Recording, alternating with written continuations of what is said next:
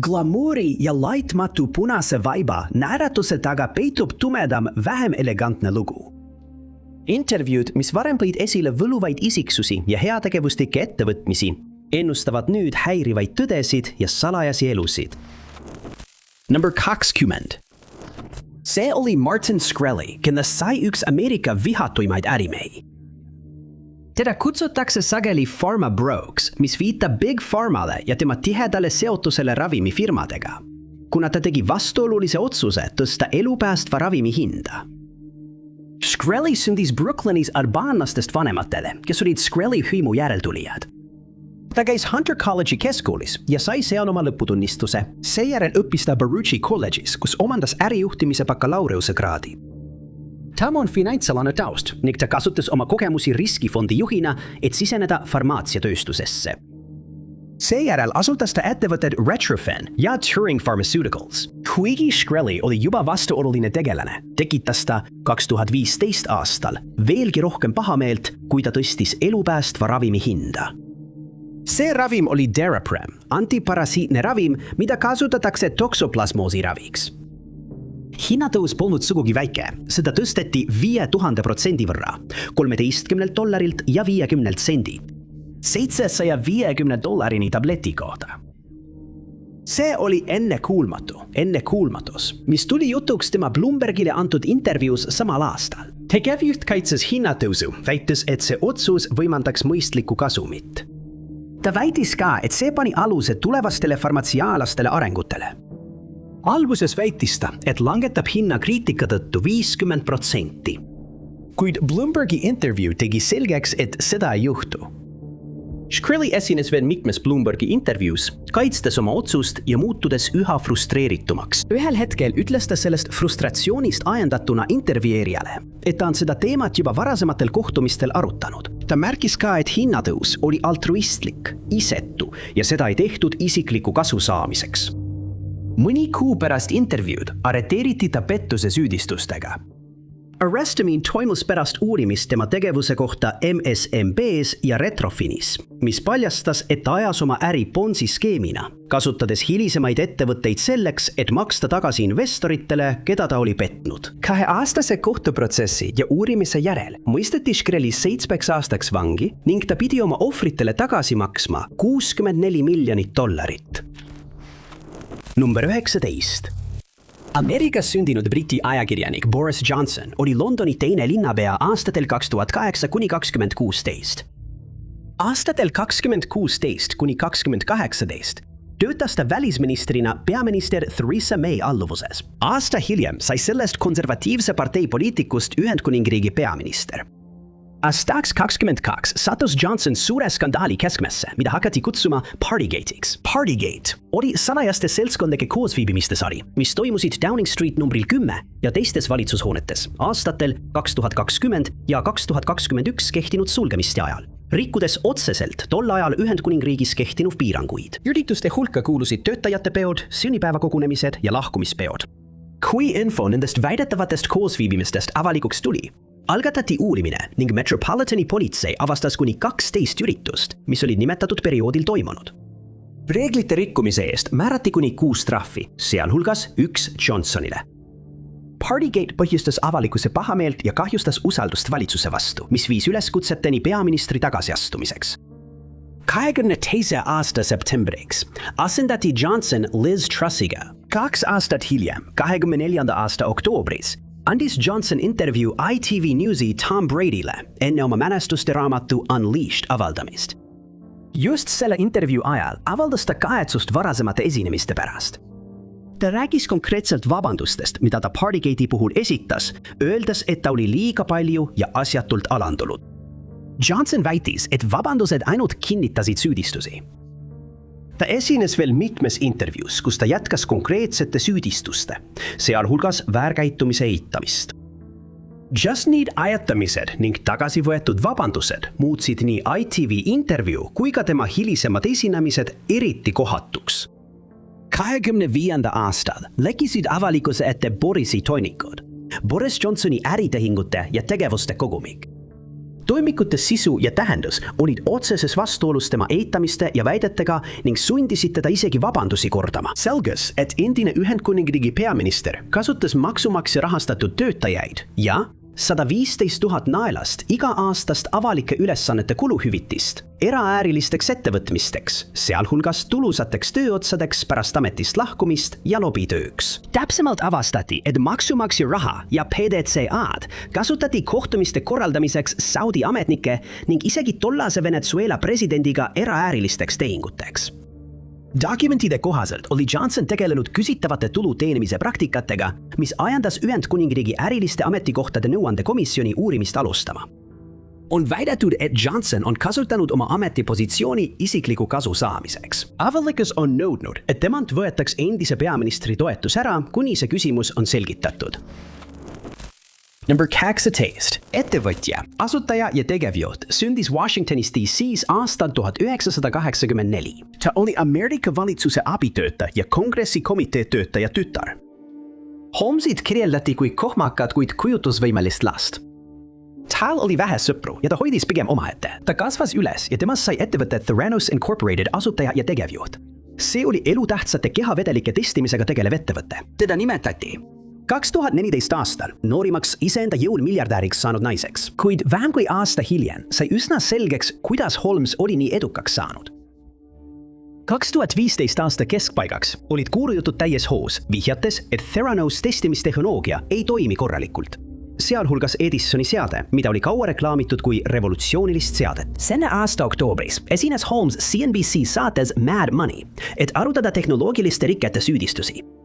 Tegevjuht eitas Wall Streeti väiteid tuliselt ja teda tsiteeritakse, kui ta ütles seda Jim Cramerile. Kõigepealt arvatakse, et oled hull, siis hakatakse sinuga võitlema ja siis äkitselt muudad maailma. Ta jätkas, öeldes, et ettevõtte patenteeritud tehnoloogia töötab täielikult ning vihjas, et Wall Street Journal tugines oma loos ebausaldusväärsetele või eksitavatele allikatele. Holmes osutas Theranos vabatahtlikele FDA-le esitatud dokumentidele ja uuringutele, kasutades mõlemaid tõenditena oma täpsusväidete toetuseks ning näitamaks, et väited vigaste testide kohta olid valed. Hoolimata sellest laialdaselt avalikustatud intervjuust hakkasid mitmed ettevõtted partnerlusest ja investeeringutest ettevõttesse loobuma. See hõlmas Walgreensi ja Safeway'd, kahte ettevõtet, keda Holmes mainis oma CNBC intervjuus, väites, et nad on endiselt Theranos vankumatud toetajad. Seejärel leidsid Medicare'i ja Medicaidi teenuste keskuse uurimised, et Theranos California labor ei vastanud föderaalsetele standarditele ning patsiendid olid otseses ohus. Selle tulemusena lõpetasid mitmed partnerid ja investorid laboritestide saatmise ning peatasid kõik Theranos teenused. Kui California labori probleemiga ei tegeletud, ähvardas Medicare'i ja Medicaidi teenuste keskus keelata Holmesil ja Theranosel laboritegevusega tegeleda. 2016. aasta keskpaigaks täitsid nad oma ähvarduse ning keerasid Holmesil järgmise 2 aasta jooksul omada ega juhtida ühtegi elutähtsate kehavedelike testimise teenust. Jäänenud aastatel seisis Theranos silmitsi mitmete kohtuasjadega, milles väideti, et ettevõte oli müünud miljoneid testimisseadmeid üle kogu Ameerika Ühendriikide, varjates ja moonutades nende kohta olulisi fakte. FBI ja USA väärtpaberi- ja börsikomisjon alustasid mõlemad uurimist Holmesi ja ettevõtte suhtes ning 2018. aastal esitati talle ja endisele operatiivjuhile Ramesh Palwanile süüdistus pettuses. Ettevõte paisutas tehnoloogia täpsust valelikult üles. Talle määrati hiljem 11-aastane vanglakaristus 3 sidekanalite kaudu toime pandud pettuse ja 1 sellise pettuse vandenõu eest. Kriminaalprotsessi käigus kasutati Holmesi vastu tõenditena mitmeid intervjuusid, sealhulgas CNBC saate Mad Money intervjuud, et tõestada, et ta esitas tehnoloogia kohta valeandmeid ja väitis, et ettevõte tegutseb seaduse piires, mis muudab tema enesekindluse ja eituse intervjuus eriti häirivaks. Holmesi netoväärtus on sellest ajast alates ümberhinnatud $0. Number 17. Aastatel 2000 kuni 2003 oli Shia LaBeouf kõige tuntum kui Louis, mopipeaga tegelane Disney Channeli sarjas Even Stevens. Aastal 2003 sai ta oma esimese suure läbimurde, kui ta valiti menüfilmi Holes. Tema üleminek suurele ekraanile oli seejärel sujuv. Samal aastal mängis noor näitleja veel 3 filmis, sealhulgas Loll ja veel lollim, Charlie's Angels ja Shaker Heightsi lahing. Sellest hetkest alates pälvis ta kiitvaid arvustusi ja teda tunnustati rollide eest mitmes tuntud filmis. Ei läinud kaua, kuni temast sai üldtuntud nimi. Kuid nagu Kanye Westi hiljutise käitumise puhul, hakkas ka näitleja karjäär järsult allamäge minema, kui ta hakkas ilmutama üha ettearvamatumat käitumist. LaBeouf on korduvalt esinenud saates The Late Show with David Letterman, arutades sageli oma kummalist käitumist. 2009. aastal rääkis ta Lettermanile, et talle esitati süüdistus loata sisenemises pärast vahejuhtumit tema 21. sünnipäeval. 2011. aastal esines ta taas saates, kus Letterman küsis temalt konkreetse stseeni kohta filmist, milles ta mängis peaosa. Ootamatult muutus LaBeouf selle küsimuse peale kaitsvaks. 2013. aastal oli näitleja taas hilisõhtuse saate stuudios. Seekord puterdas ta väidetava konflikti üle, mis tal oli Alec Baldwiniga, mida nimetatakse põhjuseks, miks ta vallandati Broadway etendusest Orvud. LaBeoufi sõnul on nii tema kui ka Baldwin impulsiivsed inimesed ning just selle ühise omaduse tõttu sattusid nad võtteplatsil vastasseisu. Võib-olla just see vihje loomupärasele impulsiivsusele pani vaatajaid sellele intervjuule hilisemate sündmuste valguses teisiti vaatama. Näitleja avaldust hakati pigem hoiatusena nägema, mis mõjutas rohkemat kui ainult filmivõtteid. Ülejäänud 2013. aasta jooksul käitus ta edasi veidralt nii ekraanil kui ka väljaspool seda. Järgnenud sündmuste hulka kuulus lühifilmi avaldamine, mille LaBeouf väitis enda omaks, kuid vaatajad avastasid, et see oli plagiaat. Tegelikult kirjutas selle loo Daniel Close, keda ei olnud autorina ära märgitud. 2014. aasta veebruaris, vaid 2 kuud pärast filmi linastumist ja suurt vastureaktsiooni, ilmus näitleja Cannes'i filmifestivali punasele vaibale paberist kott peas. Sellel olid sõnad, ma ei ole enam kuulus. Mitte kaua pärast seda osales ta pressikonverentsil, et reklaamida filmi Nymfomaan Berliini filmifestivalil. Keset pressikonverentsi tsiteeris LaBeouf Manchester Unitedi jalgpallurit Eric Cantonat salapärase lausega. Kui kajakad järgivad traallaeva, siis sellepärast, et nad arvavad, et sardiinid visatakse merre. Seejärel tormas ta hoonest välja. Ka paberkoti trikk tuli varsti pärast seda tagasi, kui näitleja ilmus Los Angelese kunstiruumi ühes toas. Külastajad said temaga suhelda ja kasutada suhtlemisel erinevaid rekvisiite. Selle aasta juunis saadeti LaBeouf Broadway etenduse ajal publikust välja, pärast seda, kui ta lavale läks ja haaras ühe näitleja, Alan Cummingi kinni. Selle eest veetis ta õhtu vanglas. Järgnevatel aastatel kordus see muster korduvalt. LaBeouf lahkus intervjuudelt, tegi mingi barbaarse etteaste, avaldas avaliku vabanduse, korraldas uue kunstietenduse ja käitus siis jälle ettearvamatult, kuni tekitas kas ümbritsevates muret või sattus lõpuks käeraudadesse ja viidi arestikambrisse. Lõpuks viis see impulsiivne iseloom, millest ta rääkis David Lettermanile, katastroofilise lõpuni. Selle aasta alguses esitati LaBeoufile mitu süüdistust kallaletungis pärast vägivaldset vahejuhtumid, mis leidis aset Mardi Grasi ajal New Orleansis. Tunnistajate sõnul lõi ta ton õhtul väidetavalt mitut inimest ning karjus nende peale mitmeid solvanguid. Kriminaalas ja jälginud kohtunik nimetas Shia LaBeoufi sellest ajast alates avaliku turvalisuse ohuks. Number 16. Sir James Wilson Vincent Saville, paremini tuntud kui Jimmy Saville, sündis Leedsis Inglismaal. Teise maailmasõja ajal, kui ta oli teismeline, töötas ta söekaevandustes, kus ta sai kaevandusõnnetusest tõsiselt vigastada. Hiljem sai temast tantsusaali juhataja. Hiljem sai temast tuntud nimi tänu oma tööle Briti meelelahutajana, diskorina ja värvika telesaatejuhina. Ta oli kõige tuntum oma platinablondi juuste, suu vahel rippuva massiivse sigari ja ekstsentriiliste dresside poolest, mida ta kandis. Teda kiideti ka tema pöörase koomilise stiili eest, kuid pärast tema surma seostati Saville'i nime vähem komöödiaga ja rohkem reeturlikkusega. Saville oli oma enda mängusaate Jim'll Fix It saatejuht. Saates kirjutasid lapsed Saville'ile, paludes ta nende unistused üleriigilises televisioonis teoks teha. Tuntud osade hulka kuulub see, kuidas Saville korraldas rühmale hundupoistele päeva Blackpool Pleasure Beachis, kus nad said sõita Ameerika mägedel. Teises osas anti noorele vaatajale võimalus mängida trumme koos ansambliga Adam and the Ants. Veel üks fänn tuli kohtuma Iron Maideni ja Muhammad Aliga ning ta esines isegi ühes osas, täites mitme vaataja unistused. Kuigi saade võis tunduda süütu, kuulsid hilisemad süüdistused ja avastused iga sellise osa ja kohtumise eriti häirivaks. Kogu saate jooksul seisis Saville silmitsi tõsiste süüdistustega sobimatus käitumises ja väärkohtlemises, mis viis ametlike uurimisteni. Kuid vaatamata uurimistele ei suutnud politsei leida piisavalt tõendeid ühegi kuulujutu kinnitamiseks. Esimene teade läikus 1955 aastal.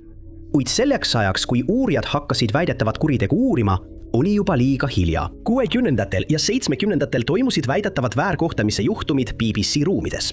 Kuid taas takistas ebapiisav tõendusmaterjal järelduse tegemist. 80-ndatel teatas väidetavalt veel üks ohver politseile, et teda oli BBC parklas väärkoheldud, kuid selle rünnaku toimikut ei leitud.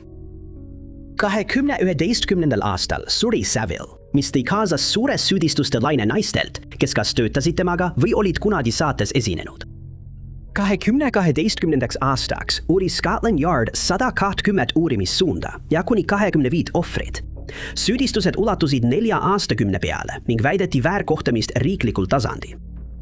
Mõni kuu pärast uurimise algust laiendas Scotland Yard uurimisliine 400-ni ja ohvreid oli 300, kellest 298 olid naised. Ja see oli jahmatav hüpe võrreldes esialgse 25-ga, mis raputas BBC-d ning viis mitmete töötajate taandumise või lahkumiseni ettevõttest, sealhulgas endine peadirektor George Entwistle. 2012. aasta detsembri keskpaigaks teatas Scotland Yard, et 8 inimest oli astunud välja skandaali kohta teabega, kellest suur osa olid Saville'i väärkohtlemise otsesed ohvreid. Inimesed, kes olid temaga kunagi koos saates töötanud, astusid samuti välja, paljastades väidetava väärkohtlemise, mis toimus asutuses, ning kuidas mitmed inimesed, kes oleksid saanud midagi ette võtta, teadsid toimuvast, kuid jäid vaikima. Saville tembeldati uurimise lõpuks koletiseks. Koletiseks, kes kasutas sidemeid kuningakojaga, heategevust ja sarmi kilpidena, et varjata enda sees peituvat pimedust. See sama pimedus hõljub nüüd iga osa ja intervjuu kohal, mis toimusid Saville'i Jim'll Fix It saates. Kunagi südant soojendav lugu, mis tegelikult oli vaid uks, mis andis talle ligipääsu oma ohvritele. Number 15. Kanye West, kõige tuntum Ameerika räppar, rajas oma 90-ndate ja 2000 alguse produtsendi edu najal karjääri kuulsa sooloartistina. Kuigi ta on esineja, produtsent ja moelooja, on ta ka üks oma põlvkonna vastuolulisemaid tegelasi, kelle avalik kuvand on tema muusikukarjäärile üsna suure varju heitnud. Ta sündis Ray ja Donda Westi perre, kellest üks oli fotograaf ja teine kolledži professor. Kuid pärast vanemate lahkuminekut kasvatas Westi peamiselt tema ema, Chicago South Shore'i linnaosas. Ta võitis lapsena mitmeid talendivõistlusi ja õppis Chicago State'i ülikoolis. Tema õpingud ei kestnud siiski kaua ja ta katkestas need pärast aastat. Ta näitas üles märkimisväärseid oskusi produtsendina ja otsustas selles vallas karjääri teha. Ta andis oma panuse Jermaine Dupri albumile Life in 1472 ja pärast seda kolis ta New Yorki ning tegi endale nime tänu koostööle Rockefeller Recordsi plaadifirmaga. See oli 2018. aasta mais, kui West külastas TMZ'd otseintervjuuks. See vestlus ei olnud mitte ainult isehäiriv, vaid ennustas ka hilisemat ettearvamatut käitumist ja vastuolusid. Selle intervjuu ajal oli temaga kaasas Harvey Levin ja Charles Ladabadier, kes mõlemad uurisid tema hiljutiste sotsiaalmeedia postituste kohta.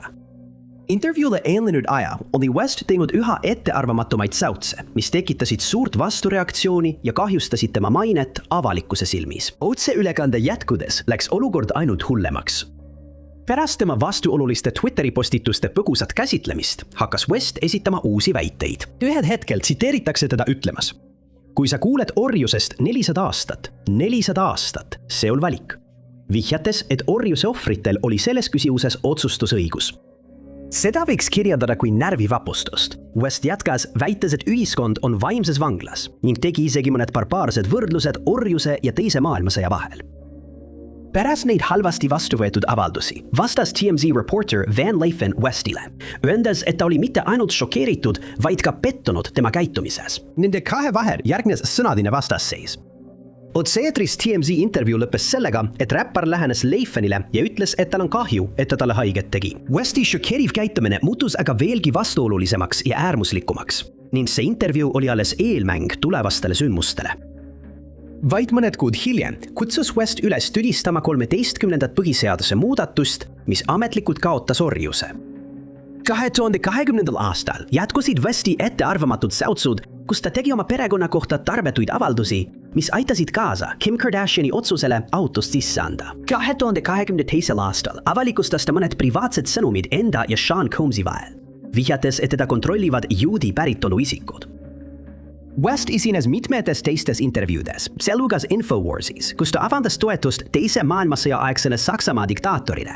põhjustades laiandast poleemikat, mis tõi kaasa tõsiseid tagajärgi nii talle endale kui ka tema karjäärile. Ta ei saanud mitte ainult ajutise keelu Instagramis, vaid selle aasta alguses kulmineerus see millegi palju tõsisemaga. 7. aprillil 2026 pälvis Kanye Westi vastuoluline käitumine ja uskumused Ühendkuningriigi valitsuse tähelepanu. Tema äärmuslike märkuste tõttu keelas valitsus räpparil riiki sisenemise, väites, et tema kohalolek ei oleks avalikkuse huvides. Number 9 list. Vaatamata sellele, et ta pärines edukate ärimeeste perekonnast, valis Armie Hammer täiesti teistsuguse karjääritee, saades tele- ja filminäitlejaks. Ta on naftatöösturi ja filantroobi Armand Hammeri lapse. Näitleja pälvis esmakordselt laiandastunnustust filmis Sotsiaalvõrgustik, menukas filmis, kus ta kehastas päriselus Winklevossi kaksikuid. Hammer jätkas peaosadega veelgi tuntumates filmides, sealhulgas Peegel, Üksik ratsanik ja The Man from U.N.C.L.E. Ta pälvis Kultgloobuse nominatsioonirolli eest filmis Kutsu mind oma nimega. Kuigi enamik perekonnast olid ärimehed, oli näitleja isa Michael Los Angeleses tele- ja produktsioonifirma omanik, suunates Hammeri sellele teele. Kes kuulis otsustas ta koolist lahkuda, et sellele karjäärile pühenduda, mis tema perekonnale sugugi ei meeldinud. Kui ta oma vanematele oma otsusest rääkis, sai ta vastuseks: sa jätad keskkooli pooleli.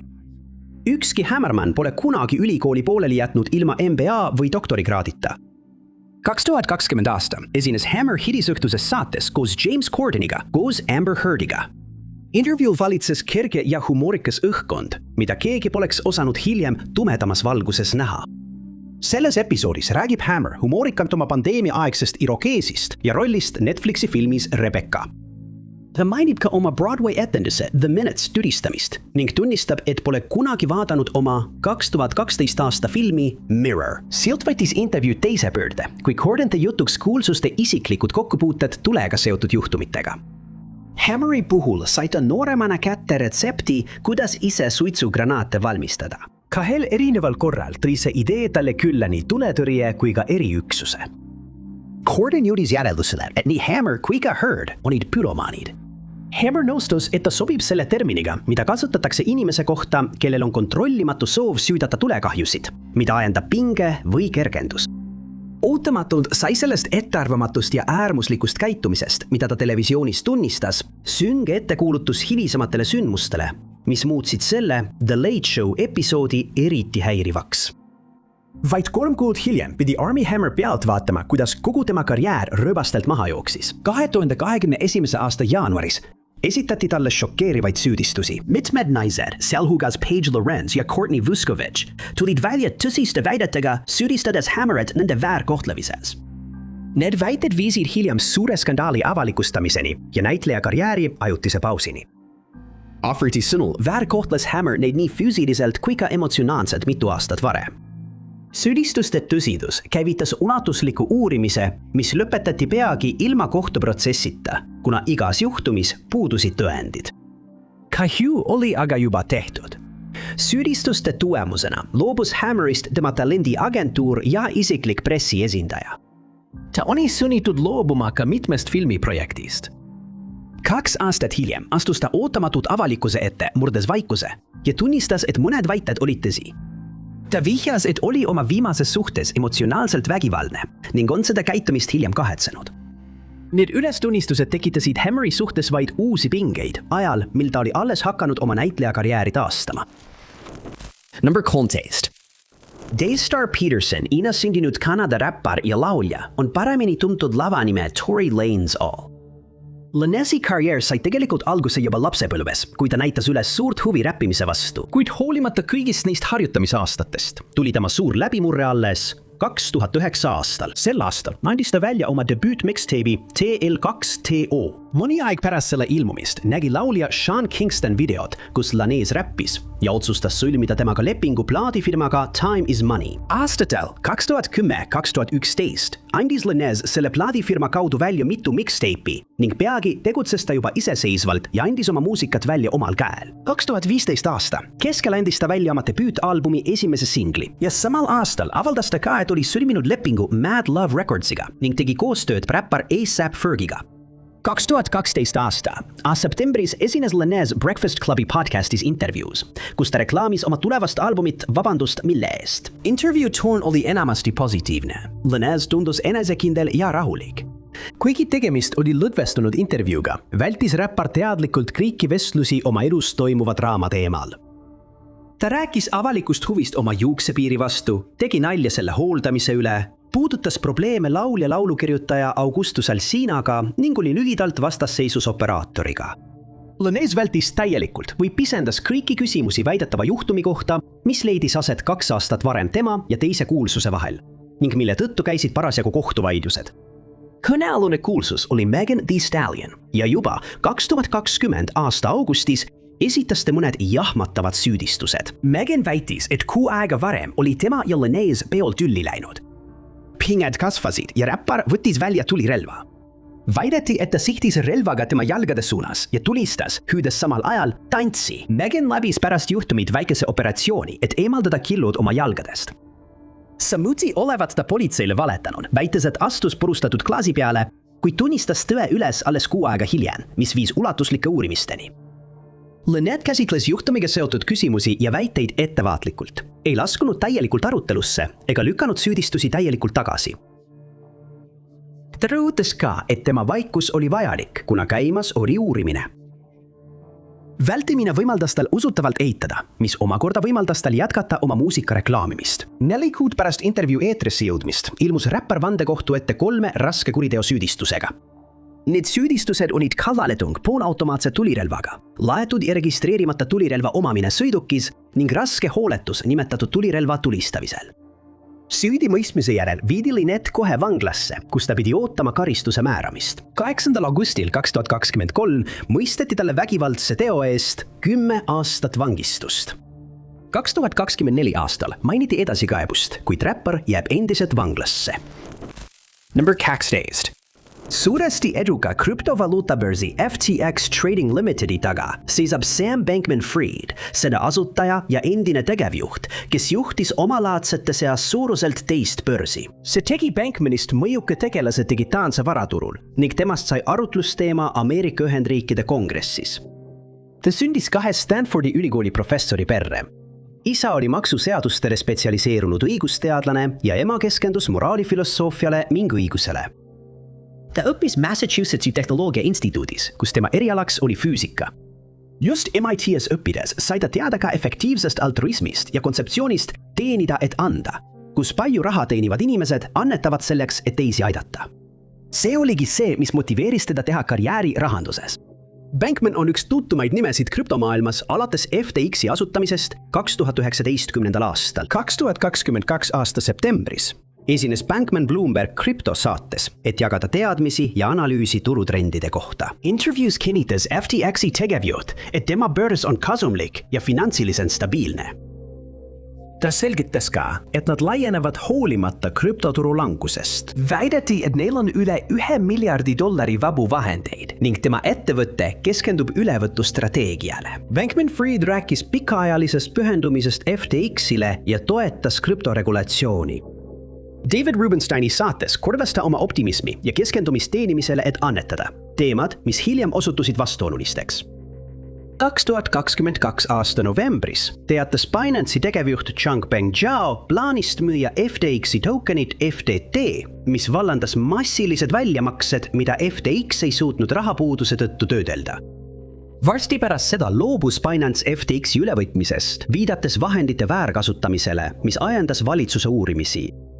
10. novembril teatasid võimud FTX-i ja Bankman-Friedi uurimise alustamisest. Aasta hiljem kuulutasid FTX ja enam kui 130 seotud ettevõtet välja pankroti, sealhulgas Alameda Research, kuhu Bankman oli sama aasta alguses FTX-i kaudu $4 miljardit üle kandnud, ilma seda siseringile või avalikkusele avaldamata. Suurem osa $4 miljardist koosnes klientide vahenditest, mille Bankman väitis olevat mõeldud selleks, et aidata Alamedal oma kohustusi täita. Need kohustused koosnesid aga riskantsetest, vähelikviidsetest panustest, nagu kinnisvaraostud, poliitilised annetused ja riskikapitali investeeringud, mille tagatiseks oli FTT token. See katastroofiline ettevõtmine osutus pettuse parimaks näiteks. Bankman kasutas teadmata FTX-i klientide vahendeid riskantsete panuste ja oma erakaubandusfirma kulude katteks. Ta tegi seda ka muutes arvutikoodi, mis võimaldas Alamedal võtta peafirmast piiramatult vahendeid välja. Tagauks, mis röövis pahaaimamatutelt klientidelt miljardeid. Järgmisel kuul olid korrakaitsjad endise tegevjuhi ukse taga ja ta pandi käeraudadesse. Bankmanil esitati süüdistused kelmuses elektrooniliste sidevahendite abil, vandenõus panna toime kelmust elektrooniliste sidevahendite abil, väärtpaberipettuses ja rahapesus. Järgmisel aastal jaanuaris ilmus ta kohtusse ja ei tunnistanud end süüdi esitatud süüdistustes. Teisel kohtuprotsessil esitati talle veel 4 kriminaalsüüdistust, mis keskendusid kuni 300 ebaseaduslikule poliitilisele annetusele. Ameerika Ühendriikide föderaalžürii leidis, et Bankman on süüdi 7 pettuse ja rahapesu süüdistuspunktis. Ta mõisteti seejärel 25 aastaks vangi ja talle määrati üle $11 miljardit konfiskeerimine. Number 11. William McFarland, paremini tuntud kui Billy McFarland, sündis 1991 aastal New Yorgis ja kasvas üles New Jersey osariigis Millburni Short Hillsi piirkonnas. Kui ta oli vaid 13-aastane, lõi ta veebiettevõtte, mis müüs veebiruumi täiskasvanute veebisaitidele. Keskuuri lõpetamise ajaks oli McFarland asutanud veel 2 ettevõtet. Ta õppis Bucknelli ülikoolis, kuid katkestas õpingud varsti pärast seda, et hankida riskikapitali muusika ja videote jagamisele pühendatud sotsiaalmeedia saidi arendamiseks. Seejärel asutas McFarland ainult kutsetega klubi, mille ta nimetas Magnesiseks ja mis pakkus kutseid eksklusiivsetele üritustele läbi maksekaardi. Ettevõtja hoolimata sellest, et ta oli saanud rahastust energiaärimees Aubrey McClendonilt, tüdines Magnesisest ja asutas sellega koos Fire Media, mille eesmärk oli muuta artistide ja kuulsuste broneerimine eksklusiivsetele üritustele lihtsamaks. Just See veebilehelt sai ootamatult McFarlandi lõpliku allakäigu tööriistaks.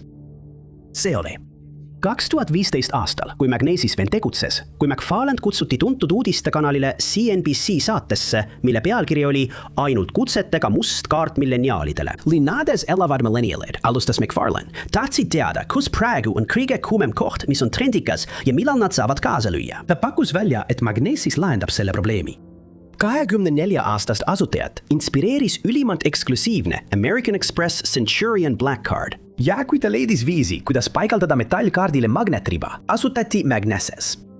McFarland ütles CNBC intervjueerijatele, et sisuliselt võimaldab Magnesis krediitkaardi andmed üle kanda mustale kaardile, võimaldades sellel toimida nii tavalise maksekaardina kui ka eksklusiivse kaardina eksklusiivsetele inimestele. McFarland selgitas, et Magnesis kasutab ka mobiilset concierge'i rakendust, pakkudes liikmetele juurdepääsu mitte ainult eksklusiivsetele üritustele, vaid ka allahindlustele. McFarland ütleb selles intervjuus CNBC-le, et tema tootel on vähemalt 10 000 liiget New Yorgis ja Washingtonis. Liikmeks saab ainult soovituse alusel ning taotlejad peavad läbima taustakontrolli. Aastane liikme maksumus on $250. Murray selle toote pärast arutati samuti. Alicia Surratt, New York Angelsi liige, avaldas muret krediitkaarditeenustega ja Magnesisega seotud juriidiliste riskide pärast. Kuid McFarland rõhutas, et tema ettevõttel ei ole samu riske nagu krediitkaardi ettevõttel, öeldes: kõik tehingud liiguvad läbi panga ja meie liikmete algsete krediitkaartide. Meie oleme lihtsalt bränd ja võrgustik, mis toimib selle kõige peal. Kahtlemata oli McFarland intervjuu ajal oma ettevõtmise suhtes optimistlik.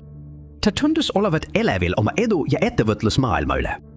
1 aasta hiljem lisas ärimees oma enda loodud ettevõtete nimekirja Fire Media. Fire Media on rakendus, mis on loodud muusikatalentide broneerimiseks erapidudele. Näiteks 2017 aasta Fire Festivalile, mille eesmärk oli reklaamida mõlemat ettevõtet. Kuid üritus lõppes katastroofiga ja paljastas varjatud tõe, mida keegi poleks osanud oodata. Fire Festivalit turundasid sotsiaalmeedia suunamudijad ja see pidi toimuma Bahama saarel.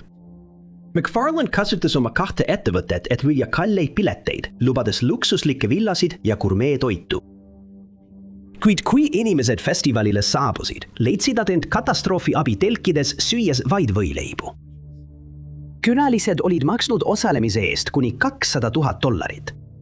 Pärast seda katastroofilist sündmust nõudsid osalejad õiglust, mis ajendas ulatusliku uurimise McFarlandi ja võimaliku kuritegeliku tegevuse kohta. Selle aasta maiks oli Fire Festival kriminaaluurimise keskmes, kus peamisteks teemadeks olid postipettus, väärtpaberipettus ja elektroonilise side teel toime pandud pettus. Vaatamata käimasolevatele kohtumenetlustele väitis McFarland, et Fire tuleb järgmisel aastal tagasi, kuid tal ei olnud võimalust enam teist Fire Festivali korraldada, sest 2017 aasta juunis arreteerisid föderaalagendita tema Manhattani kodus. Talle esitati seejärel süüdistus investorite petmises, mis on tahtlik pettus või valeinfo esitamine. Ja eksitavaid skeeme kasutatakse selleks, et petta pahaaimamatuid ohvreid andma üle suuri rahasummasid. See tegevus muutus oluliselt lihtsamaks tänu Magnesize'i ja Fire Media Firebandina, RFID toega käepaelale, mis toimis sunarahavaba maksesüsteemina. 2018. aastal tunnistas McFarland end süüdi sidevahendite teel toime pandud pettuses ja lisaks ka täiendavates süüdistustes, mis tulenesid eraldi skeemist. Talle määrati 6-aastane vanglakaristus föderaalses vanglas,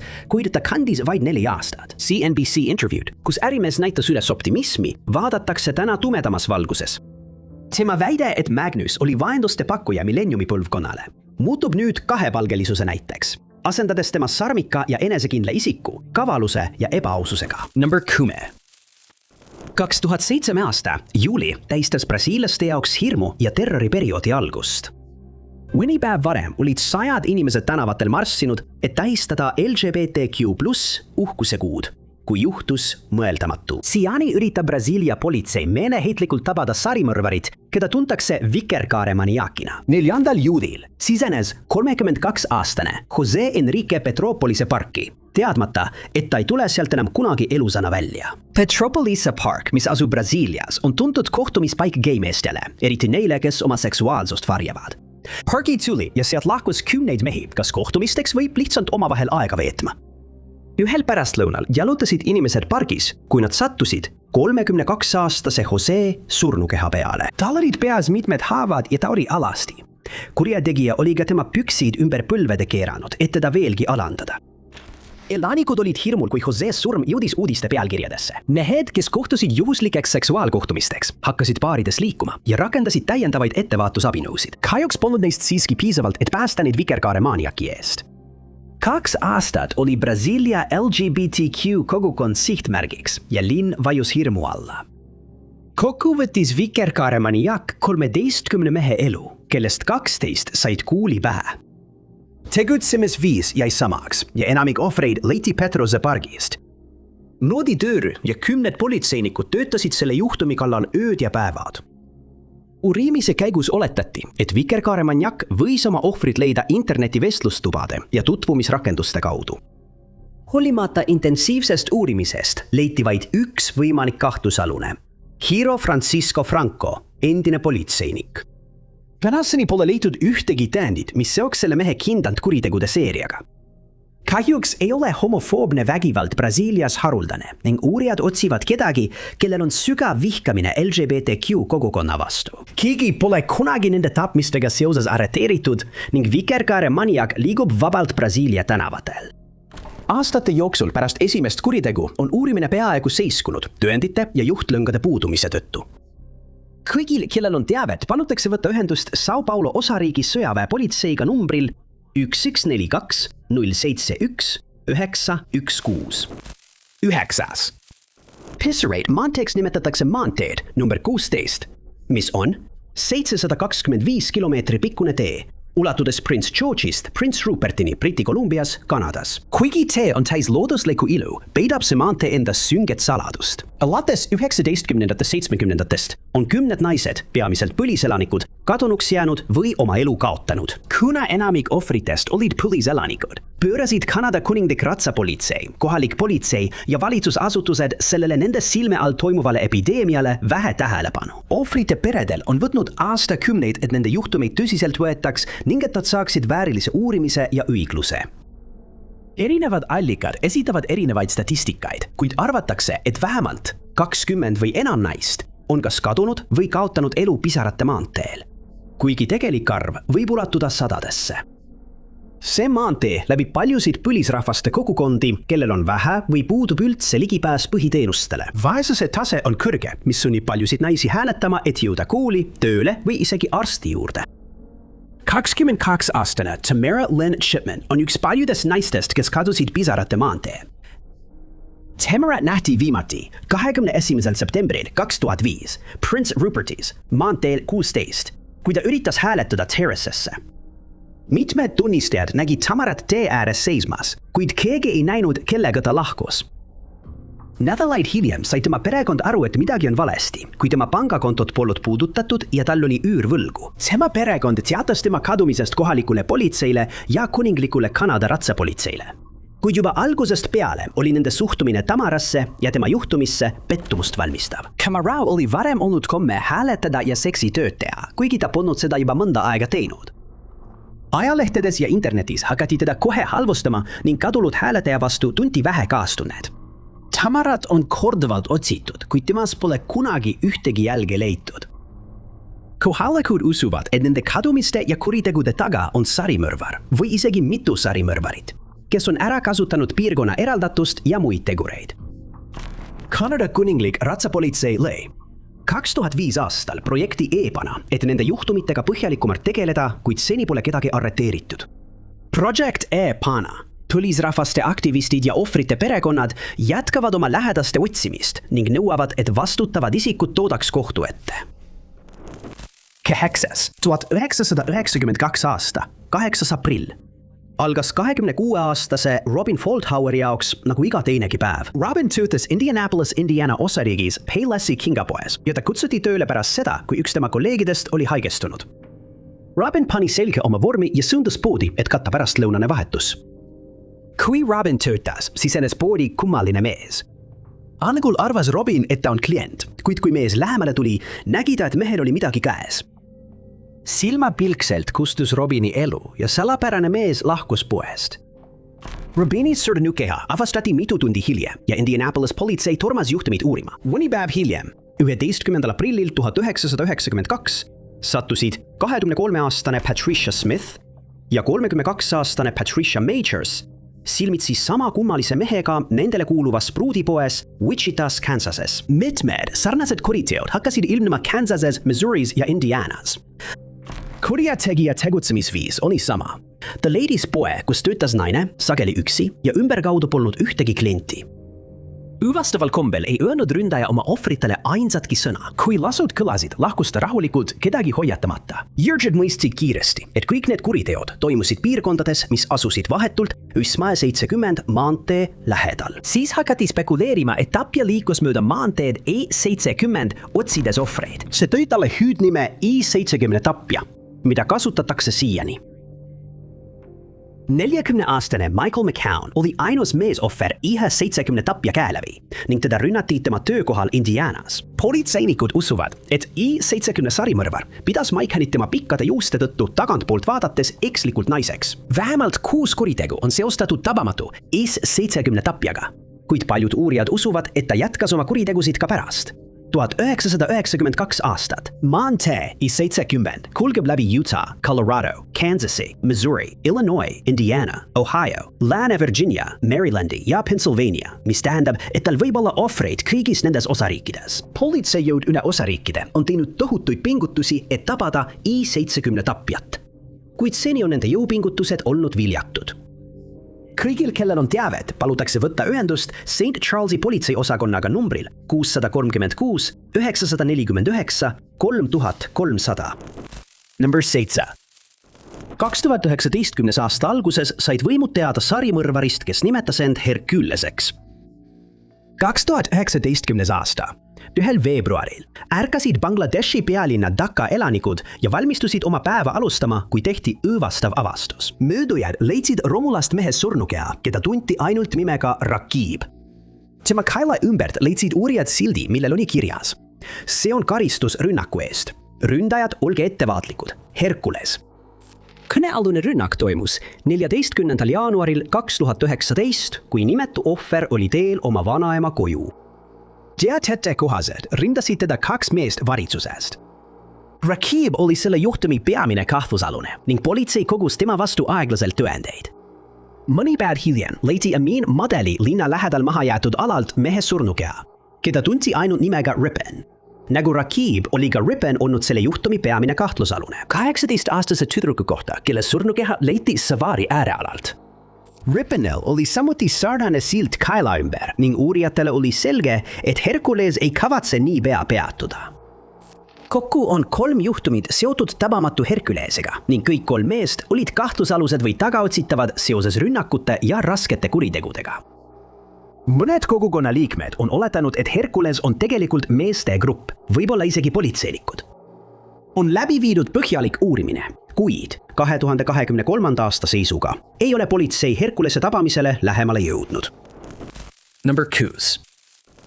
Femicide on kasvav epideemia, mis haarab Mehhikot ja nende kuritegude taga usub politsei, et varjudes luurab sarimõrvar. Valitsuse statistika kohaselt on alates 1993 aastast Juarezis Mehhikos elu kaotanud üle 500 naise. Nende naiste kehad leitakse sageli kõrbekõrvalistest piirkondadest ning neil on samad vigastused ja mustrid.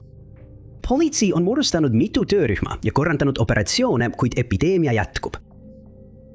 19-aastane Luz Flores on vaid üks 100 naistest, kes on Juarezis Mehhikos vägivalla all kannatanud. 2008 aasta 4. augustil lahkus Luz oma kodust ja suundus Juarezi kesklinna. Tema ema Luz del Carmeni sõnul oli ta teel Maxi rõivapoodi, et viia sinna tööavaldus. Tema ema ja õde ootasid tema tagasitulekut, kuid Luz ei jõudnud kunagi koju. Ta kuulutati samal õhtul kadunuks ja tema otsingud algasid. Tema ema ja õde on korraldanud mitu iseseisvat otsingut, kuid temast pole kunagi ühtegi jälge leitud. Samamoodi kadus 18-aastane Deboni Bazaluda 9. aprillil 2022 pärast peol osalemist Juarezes. Päevi hiljem leiti tema surnukeha Nueva Castilla motelli veepaagist. Valve-kaamera salvestis näitas, kuidas Deboni sisenes motelli sellel hommikul umbes kell 4:30. Vahetult enne hotelli sisenemist oli ta koos taksojuhiga, kes tegi talle soovimatuid vähenemiskatseid ja jättis ta motelli lähedal teele maha. Ametnike sõnul sai ta küll peatrauma, kui nad uskusid, et tema surm võis olla õnnetusjuhtum. Deboni ja Luzi juhtumid on vaid üks 100 Juarezi linnas Mehhikos. Nende naiste peredele öeldakse, et nad ei saa kadumisavaldust esitada enne 48–72 tunni möödumist, mille ajaks on olulised tõendid juba kadunud. Eksperdid ei kahtle, et Juarezi tänavatel luurab sarimõrvar või sarimõrvarid. Number 5. On häidivalt palju juhtumeid, kus meditsiinitöötajad on teadlikult võtnud oma hoole all olevate inimeste elud. Paljudes neist juhtumitest on tegemist inimestega, kes usuvad, et nad aitavad oma ohvreid nende elu lõpus. See ei kehtinud Victorino Chua kohta. Chua on mõistetud süüdi 2 oma patsiendi elu võtmises, mürgitades neid insuliiniga. Kuid lugematu arv teisi patsiente mürgitati samuti ja vähemalt 3 inimest suri pärast seda, kui nad said ravimid, mida oli solgitud. Kuriteod pandi toime Stepping Hilli haiglas aastatel 2011 ja 2012. Chua oli filipiinlasest medõde, kes kolis Ühendkuningriiki 2002. aastal. Kogu oma karjääri jooksul nii Filipiinidel kui ka Ühendkuningriigis oli tal probleeme varastamisega. Paljud vargused puudutasid raha, kuid ta varastas ka ravimeid. See ei takistanud tal siiski soovitusi saamast ning 2009 aastal rais ta töökoha Stockporti haiglas.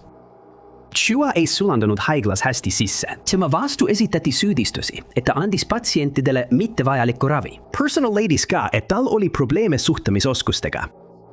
Chua väitis, et patsiendid ja personal kohtlesid teda halvasti ning kirjutas segases kirjas, et tema kohtlemine oli põhjustanud ingli kurjaks muutumise. 2011 aastal hakkas ta patsientidele mõeldud soolalahuse kotte rikkuma. Chua lisas kottidesse suure koguse insuliini. Kuigi insuliin on kõigile inimestele oluline, võib liiga suur kogus põhjustada madalat glükoositaset ja panna patsiendid hüpoglükeemiasse. See seisund võib põhjustada kahjustusi ajule ja kesknärvisüsteemile. See võib samuti põhjustada pöördumatuid kahjustusi ja nõuda elusid. Alguses polnud selge, mis oli juhtunud, kuid meditsiinipersonal märkas siis, et mõned soolalahuse kotid hakkasid vahutama. Manipuleerimine avastati, kuid süüdlase leidmine ei olnud nii lihtne. 2011 aasta juulis arreteeriti õde nimega Rebecca Lighton. Tema sõrmejäljed leiti saastunud kottidelt ning politsei leidis Facebooki postitusi, kus ta väitis, et jõi alkoholi ja pidutses, et tulla toime tööga seotud pingetega. 6 nädala pärast lõpetas politsei Rebecca vastu algatatud uurimise. Alles pärast seda, kui Chua muutis oma meetodeid, saadi ta lõpuks kätte. Ilmselt ei olnud Chua enam rahul sellega, et tema mürk satub juhuslikult kasutusse ning ta muutis meditsiinilisi andmeid, et päärata patsientidele tarbetuid ravimeid. Oli lihtsam seostada teda nende muudatustega ning politsei tuvastas, et tal oli igal mürgitamisjuhtumil juurdepääs soolalahuse kottidele.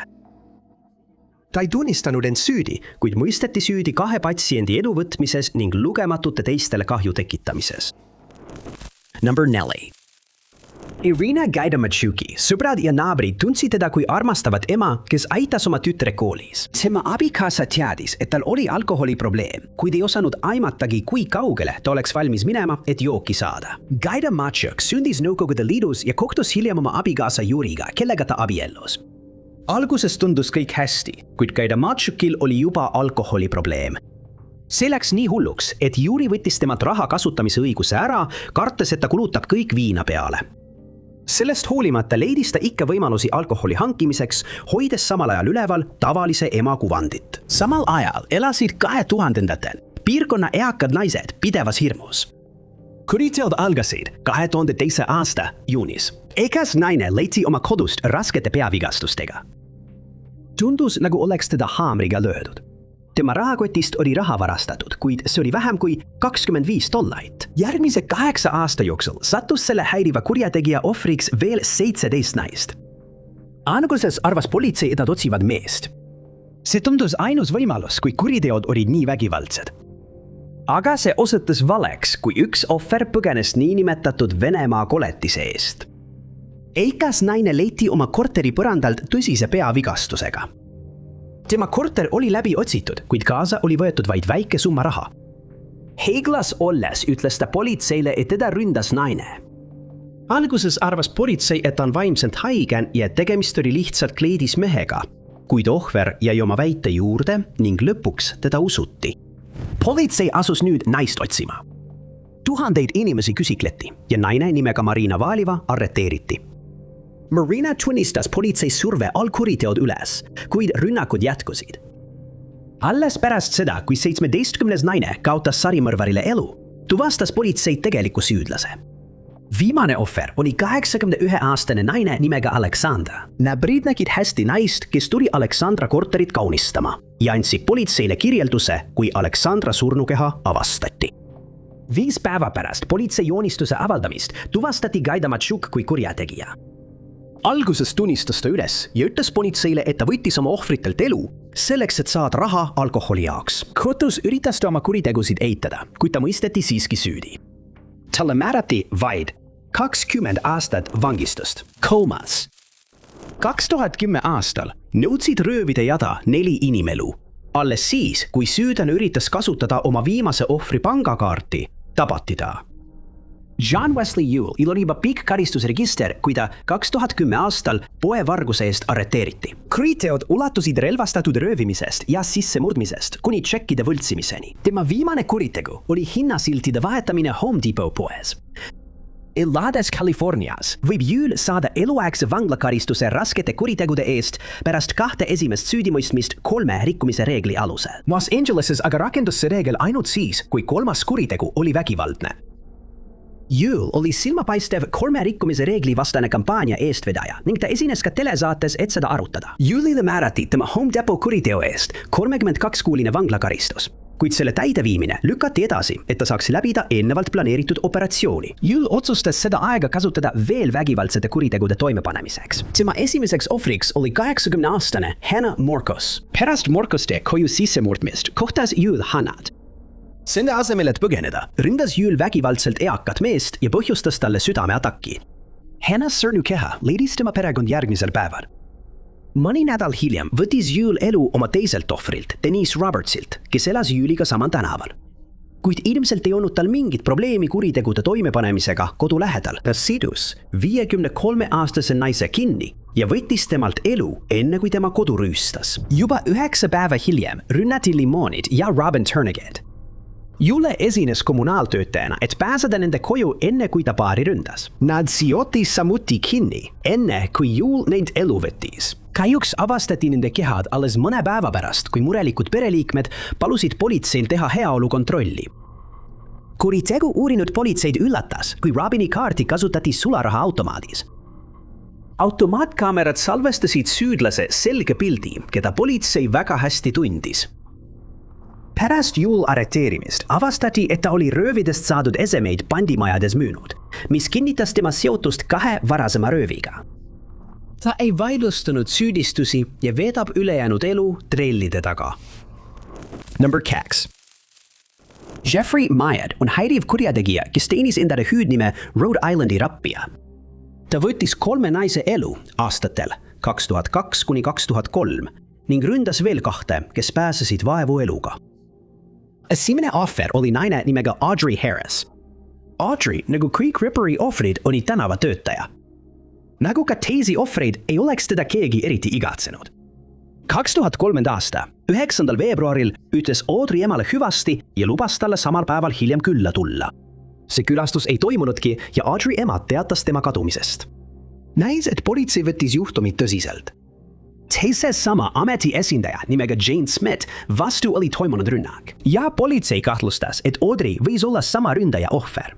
Seejärel ründas mees veel üht naist, kes jäi ellu, Christine Dumont.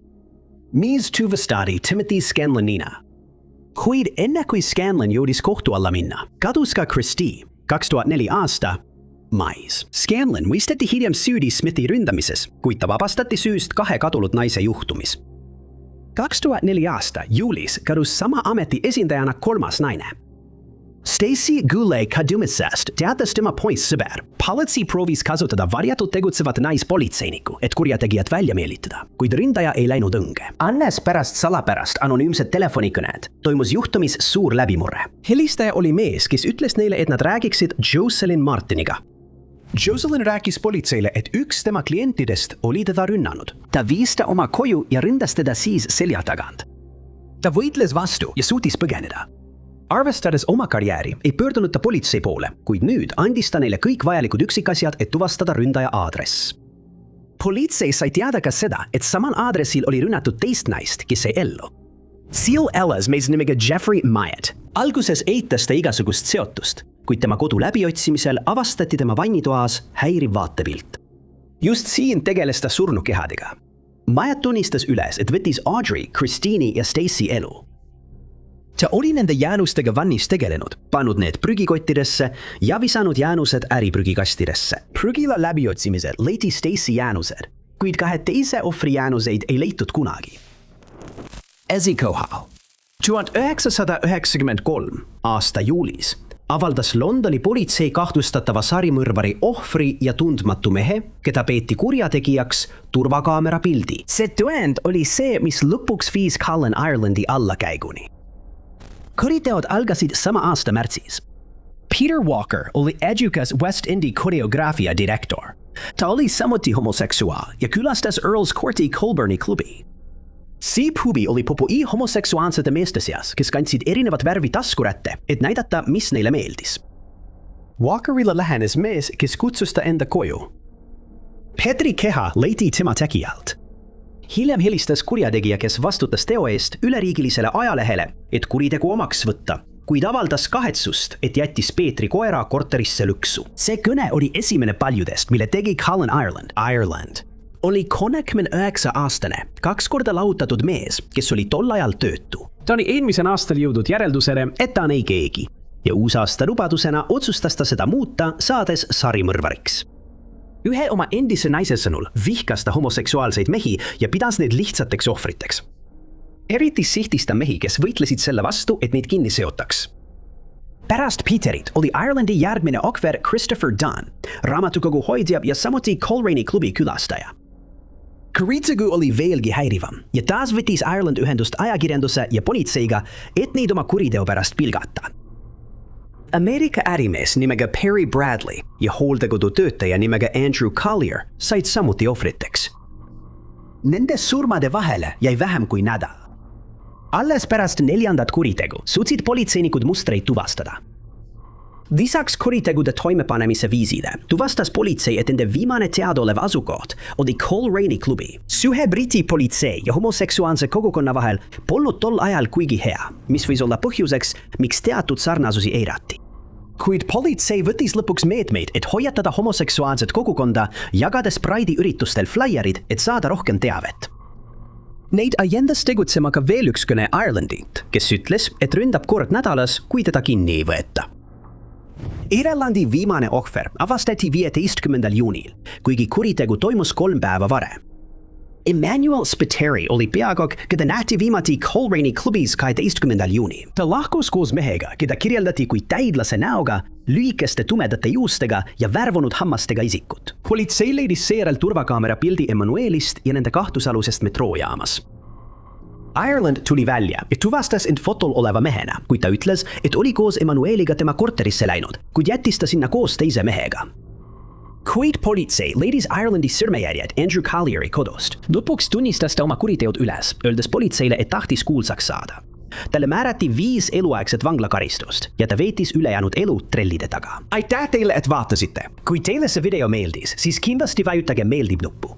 Ärge unustage ka tellida ja vajutada teavituskella, et olla kursis kõigi meie tulevaste üleslaadimistega. Aga minu nimi on Top 5 Unknowns ja kohtume teiega järgmises videos.